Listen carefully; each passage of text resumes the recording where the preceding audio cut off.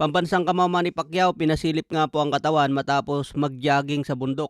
Sa edad ni Manny Pacquiao na 47, suabe pa rin ang physique niya mga boss. Hindi pa rin lumalaki ang kanyang bilbil katulad sa ibang boksingero. Tulad ng dati matapos ang training ni Manny Pacquiao, nagkakaroon siya ng oras na makipag-usap sa mga fans. Kaya subaybayan natin ang mga training ni Manny Pacquiao mga boss hanggang makuha ang 100% na kondisyon. Sa ibang banda, final win ni Weljan Mindoro natapos na rin kontra Espadas. Bukas na po ang laban na ito sa Texas, USA. Sinabi nga po ni Weljan Mindoro kahapon kung makuha daw niya ang panalo by knockout at maging sikat siya dito. Magpapasalamat daw siya sa Panginoon mga boss. Sinasabi rin ni Mindoro na gusto niya magpakita ng impresibong panalo dahil ito rin ang gustong makita ng mga fans. Kaya suportahan natin si Mindoro sa middleweight division. Parehas silang tumimbang ng 162 pounds. Kumbaga lagpas sa limit ng middleweight division na 160 pounds. Siguro sa laban nila na ito hindi kailangan makuha ang 160 na limit. Kumbaga nagsalubong na lang sila sa 162 pounds. Kaya abangan natin ang matinding bakbakan bukas mga boss. Samantala General Casimero sinabi nga po na easy money.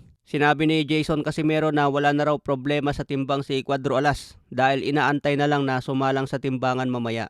124 pounds catch weight nga po ang timbang na dapat kunin ni Cuadro Alas. Ayon din sa video na pinakita ni Papsi Cultura, okay naman yung kondisyon ni Luis Neri at mukhang wala naman problema. Kung magkakaroon man ng konting overweight mamaya, nako delikado. Baka magkakaroon pa ng aberya. Pero tingin ko itutuloy pa rin ito mga boss, magmumulta na lang at haharap sa suspension. Kaya abangan natin mamaya ang weigh-in mga boss. Si Kenneth Lover tingin ko walang problema dyan dahil bantay sarado ang kanyang timbang. Samantala nagsagutan nga po si Ryan Garcia at si Conor Benn. Sabi ni Ryan Garcia, tatalunin niya si Conor Benn ngayong September 12. Sabi naman ni Conor Benn mga boss, hindi mo pa pinipirmahan ang kontrata. Ibig sabihin ba nito wala pang finalize na pirmahan ng dalawa? Pero ina-announce na ni Ryan Garcia na September 12 na ang kanilang bakbakan.